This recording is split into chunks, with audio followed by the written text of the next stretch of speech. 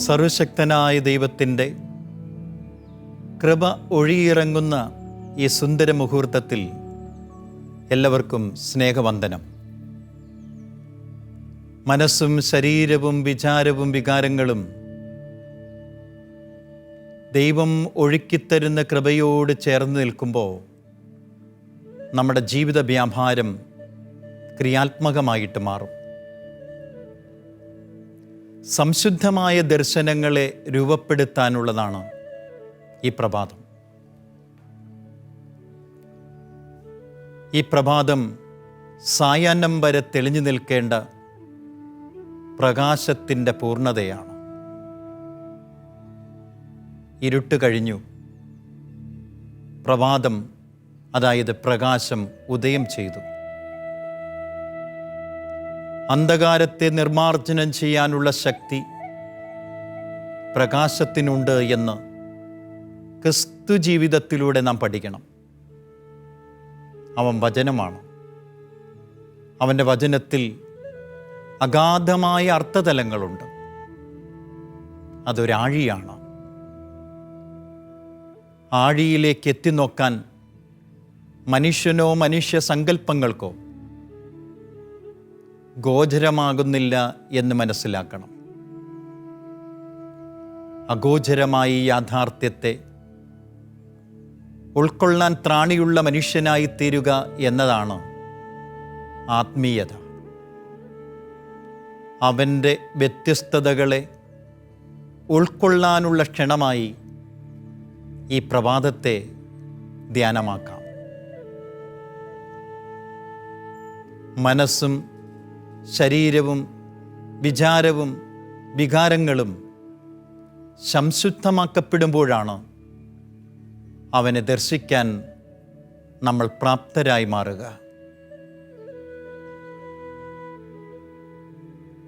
മത്തായിയുടെ സുവിശേഷത്തിൽ 6-ാം അധ്യായത്തിൽ 22-23 തിരുവചനം. കണ്ണാണ് ശരീരത്തിൻ്റെ വിളക്ക്. കണ്ണ് കുറ്റമരുതെങ്കിൽ ശരീരമാകെ ശോഭിക്കും. കണ്ണ് ദുഷ്ടമെങ്കിലോ ശരീരമാകെ ഇരുണ്ടുപോകും. നിന്നിലെ പ്രകാശം അന്ധകാരമാണെങ്കിൽ ആ അന്ധകാരം എത്രയോ വലുതാണ്. മനുഷ്യ ശരീരത്തിലെ ഏറ്റവും നഗ്നമായ ഭാഗമാണ് കണ്ണ്. Most naked place in the human body.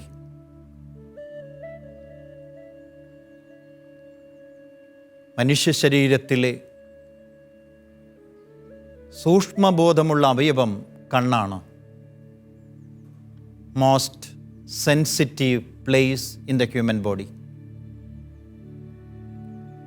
ലോകചരിത്രത്തിൽ ജനിച്ചു വീണ ഏറ്റവും വലിയ മനഃശാസ്ത്രജ്ഞനാണ് തമ്പുരാൻ.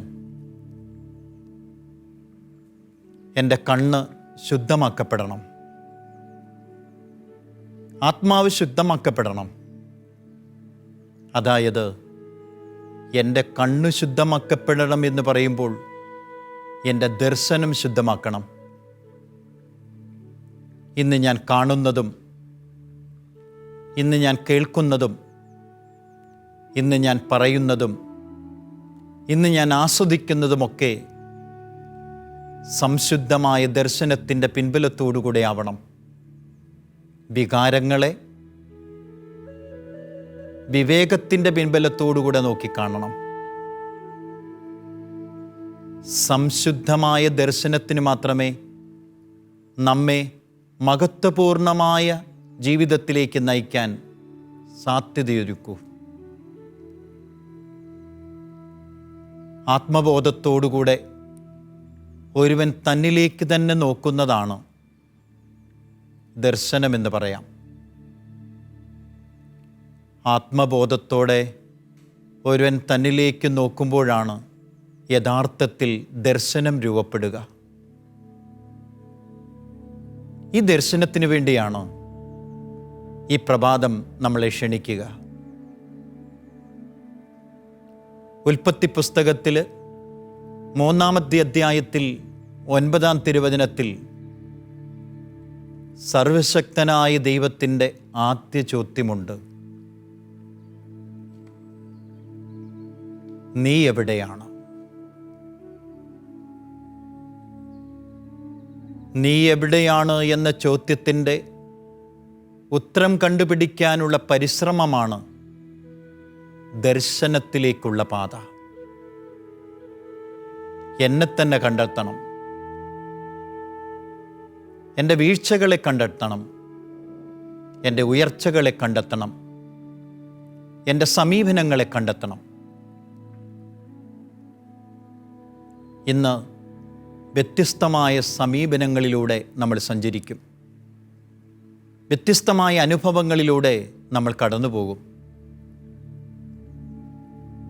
ഈ സാഹചര്യങ്ങളോടുള്ള ക്രിയാത്മകമായ ഒത്തുചേരലിന് മാത്രമേ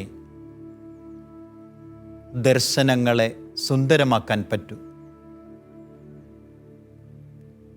ആദിമാതാവിൻ്റെയും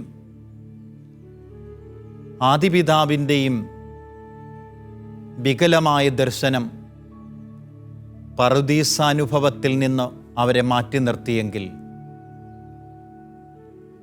വികലമായ ദർശനങ്ങളാണ് പലപ്പോഴും പറുദീസ എന്ന അനുഭവത്തിൽ നിന്ന് നമ്മളെ മാറ്റി നിർത്തുക.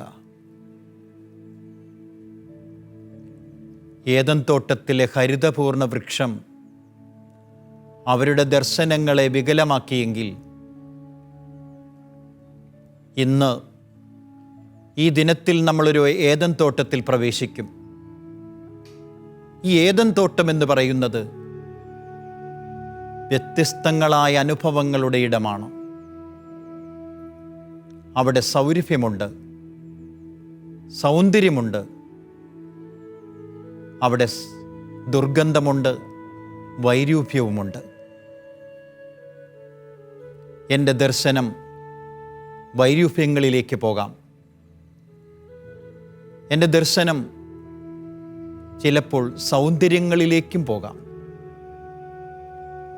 സൗന്ദര്യമേതാണ്, വൈരൂപ്യമേതാണ് എന്ന തിരിച്ചറിവ് നമ്മളെ ധന്യരാക്കും. നന്മ തിന്മകളെക്കുറിച്ചുള്ള അവബോധം ഈ ദിനം നമുക്ക് നൽകും. സംശുദ്ധമായ മനോഭാവത്തോടുകൂടെ ഈ ദിനത്തിൽ പ്രവേശിക്കുമ്പോൾ മാത്രമാണ് അത് സാധ്യമാവുക. വികലമായ വികാരങ്ങൾ വികലമായ ദർശനത്തിലേക്ക് നമ്മളെ നയിക്കുന്നത് പോലെ, പറുദീസയുടെ നഷ്ടത്തിനും സ്വാതന്ത്ര്യത്തിൻ്റെ നഷ്ടത്തിനും രക്ഷയുടെ നഷ്ടത്തിനും കാരണമാകുന്ന വികല ദർശനങ്ങളെ ഉപേക്ഷിക്കാൻ ഈ ദിനം നമ്മളെ പഠിപ്പിക്കണം. ഒന്നാമത്തെ ദർശനം ഇതാണ്: നീ എവിടെ എന്നുള്ള ചോദ്യത്തിൻ്റെ ഉത്തരം കണ്ടുപിടിക്കുക. നിന്റെ ഇടപെടലുകളിൽ നീ എവിടെയാണ്? നിന്റെ കുടുംബത്തിൽ നീ എവിടെയാണ്? നിന്റെ വ്യക്തിജീവിതത്തിൽ നീ എവിടെയാണ്? നിന്റെ ഔദ്യോഗികമായ ധർമ്മങ്ങളിൽ എവിടെയാണ്? ഉത്തരവാദിത്ത നിർവഹണത്തിൽ നീ എവിടെയാണ്? നീ എവിടെയാണ്, നീ എവിടെയാണ് എന്നുള്ള ചോദ്യത്തിൻ്റെ ഉത്തരം ജീവിതത്തിൽ നിന്ന് കൊടുക്കാൻ നമ്മൾ പ്രാപ്തരായി മാറണം.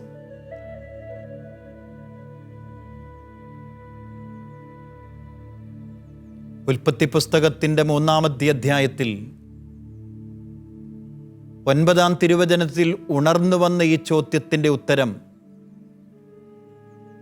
ഉൽപ്പത്തിയും പുറപ്പാടും ലേവ്യരും സംഖ്യയും നിയമവർത്തന പുസ്തകവും നമുക്ക് തരില്ല. വേദപുസ്തകത്തിൻ്റെ ഈടുകളെ ആത്മാർത്ഥമായി ധ്യാനമാക്കി തീർത്താൽ അതിൻ്റെ ഉത്തരം ലൂക്കായുടെ സുവിശേഷം 15-ാം അധ്യായം 17-ാം തിരുവചനത്തിലാണ്.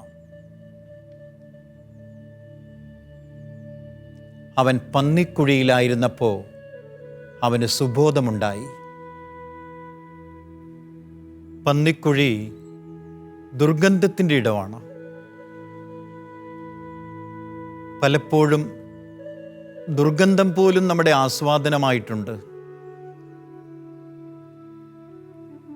വിവേകം വികാരത്തിന് വഴിമാറിക്കൊടുത്ത് പ്രവണതകളെ താലോലിക്കുമ്പോഴാണ് ദുർഗന്ധം നമുക്ക് ആസ്വാദനമാകുന്നത്.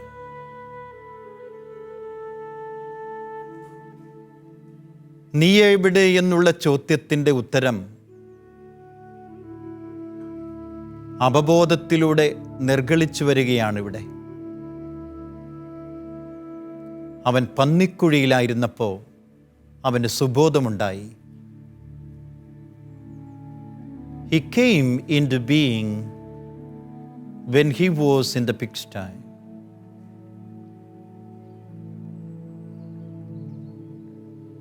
പാപം അകലത്തെ സൃഷ്ടിക്കുമ്പോൾ അവബോധം അകലത്തെ കുറയ്ക്കുന്നു എന്ന യാഥാർത്ഥ്യം ലൂക്കാ സുവിശേഷകൻ 15-ാം അധ്യായത്തിലൂടെ വിവരിച്ചു തരികയാണ്.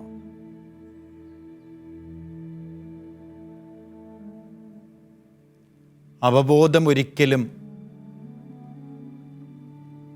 പന്നിക്കുഴിയുടെ ദുർഗന്ധം ആസ്വദിക്കാൻ അനുവദിക്കുകയില്ല. ഇതൊരു തിരിച്ചറിവാണ്. അവബോധം ഒരിക്കലും ഒരു മനുഷ്യനെയും പന്നിക്കുഴിയുടെ ദുർഗന്ധം ആസ്വദിക്കാൻ അനുവദിക്കുകയില്ല. അവൻ ചാടി എഴുന്നേറ്റു. ധ്യാനം മുഴുവനും പിതാവിൻ്റെ സാന്നിധ്യത്തെക്കുറിച്ചുള്ള അവബോധമായിരുന്നു. എൻ്റെ പിതാവിൻ്റെ സവിധത്തിൽ എത്രയോ പേർ സുഭിക്ഷമായി ഭക്ഷിച്ച് സന്തോഷത്തിൽ ജീവിക്കുന്നു എന്ന തിരിച്ചറിവ്.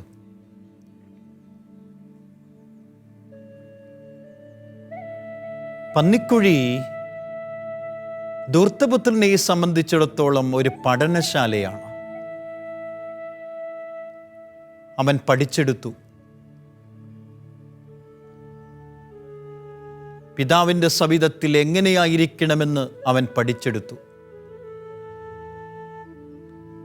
സ്നേഹം കൊണ്ട് ദൗർത്തടിക്കുന്ന സ്വന്തം പിതാവിൻ്റെ സവിധത്തിൽ താൻ എങ്ങനെയായിരിക്കണമെന്നുള്ള തീരുമാനം തിരിച്ചുവരവിലേക്ക് അവനെ ഉണർത്തിയത്രേ.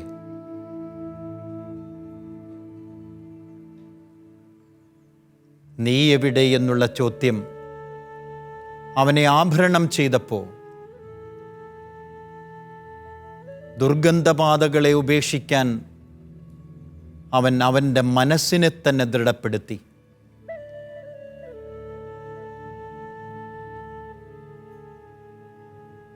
അവൻ്റെ കൂട്ടുകെട്ടുകൾ നിഷ്ഫലമാണെന്ന് തിരിച്ചറിഞ്ഞ വഴി, അവൻ്റെ ആഡംബരവും ആഡംബരഭ്രമവും നശ്വരമാണെന്ന് തിരിച്ചറിഞ്ഞത്, എല്ലാറ്റിലുമുപരിയായി പിതാവിൻ്റെ സ്നേഹത്തെക്കുറിച്ച് ധ്യാനിച്ചെടുക്കാൻ ധൂർത്തപുത്രൻ പന്നിക്കുഴി വരെ പോകേണ്ടതായിരുന്നു.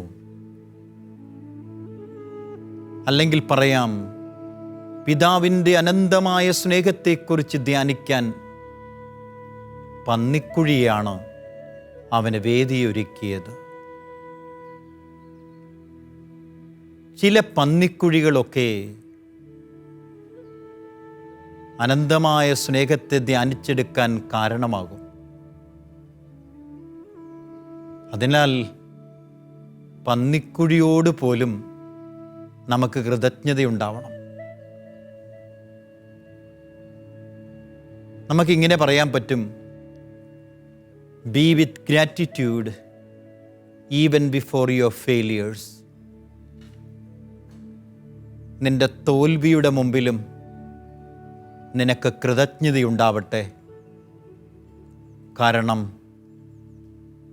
ചില തോൽവികൾ വിജയത്തേക്കാൾ നിന്നെ പഠിപ്പിച്ചിട്ടുണ്ട്.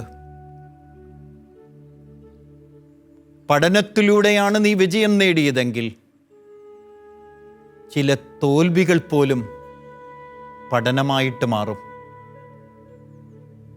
അതാണ് ധൂർത്തപുത്രൻ. തോൽവിയിൽ നിന്ന് പിതാവിൻ്റെ അനന്തമായ സ്നേഹത്തെ ധ്യാനിക്കാൻ അവൻ പ്രാപ്തമായി മാറി. തോൽവിയിൽ നിന്ന് പിതാവിൻ്റെ അനന്തമായ സ്നേഹത്തെ ധ്യാനിച്ചെടുക്കാൻ അവൻ പ്രാപ്തനായി തീർന്നു. ഈ തിരിച്ചറിവ് നമ്മുടെ തോൽവികളെ ക്രിയാത്മകമായി കാണാൻ നമ്മളെ അനുവദിക്കും.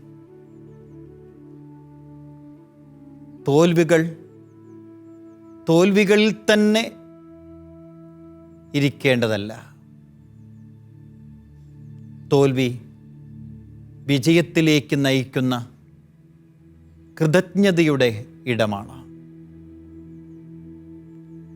ഇടയ്ക്കെങ്കിലും തോൽവിയുടെ മുമ്പിൽ മുട്ടുകുത്തണം നമ്മൾ. അതും ഒരു ദർശനമാണ്. ദർശനങ്ങളാണ് നമ്മളെ വ്യത്യസ്തരാക്കി മാറ്റുക. കണ്ണ് ശരീരത്തിൻ്റെ വിളക്കെന്ന് തമ്പുരാൻ പറയുമ്പോൾ അതിന് തനതായൊരു അർത്ഥമുണ്ട്. ദർശനമാണ് ജീവിതത്തിൻ്റെ വിളക്ക്. ദർശനം കുറ്റമറ്റതെങ്കിൽ ജീവിതം ശോഭയുള്ളതാണ്. ദർശനം വികലമാക്കപ്പെടുമ്പോൾ ജീവിതം വികൃതമായിട്ട് മാറും. ദർശനങ്ങളിൽ സംഭവിക്കുന്ന വികലതയ്ക്ക് വിളിക്കുന്ന പേരാണ് പാപം അല്ലെങ്കിൽ അധാർമികത. വികലമായ ദർശനം ആദിമാതാവിനെ പറുദീസയിൽ നിന്ന് മാറ്റി നിർത്തിയെങ്കിൽ ആദിപിതാവ് അതോട് കൂട്ടുചേർന്നുവെങ്കിൽ വികലമായ ദർശനങ്ങൾ നമ്മുടെ ദിനങ്ങളെ വികൃതമാക്കാതിരിക്കട്ടെ. സംശുദ്ധമായ ദർശനത്തോടെ നോക്കാം, ഇടപെടാം. എൻ്റെ സമീപനങ്ങൾ ക്രിയാത്മകമാകട്ടെ. ഇന്ന് കണ്ടുമുട്ടുന്ന വ്യക്തികളും ചേർന്നു പോകുന്ന അനുഭവങ്ങളും ആത്മീയമായ ഉത്തേജനത്തിന് കാരണമാകട്ടെ. വീണുകിടക്കുന്നവനെ എഴുന്നേൽപ്പിക്കാനുള്ളതാണ് എൻ്റെ കരമെന്ന തിരിച്ചറിവ് എൻ്റെ ദർശനത്തെ പൂർണ്ണമാക്കട്ടെ.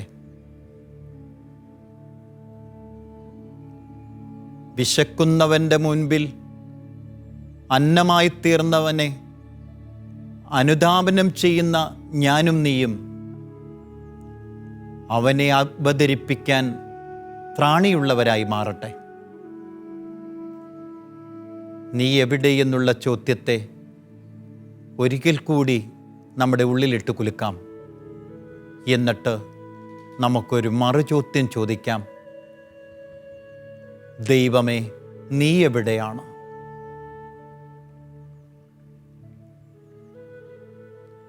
ദൈവം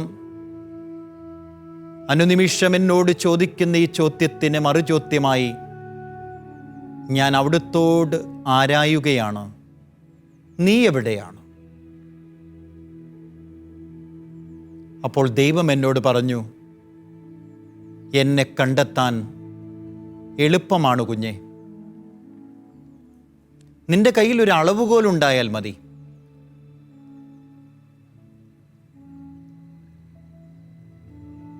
ഈ അളവുകോല് കൊണ്ട് അളന്ന് കണ്ടെത്താൻ പറ്റും എന്നിലേക്കുള്ള നിന്റെ ദൂരം. നീ അളക്കുക. നീയും സത്യസന്ധതയുമായിട്ടുള്ള ദൂരം എത്രമാത്രമുണ്ട്? ആ ദൂരമാണ് ഞാനുമായിട്ടുള്ള നിന്റെ ദൂരം.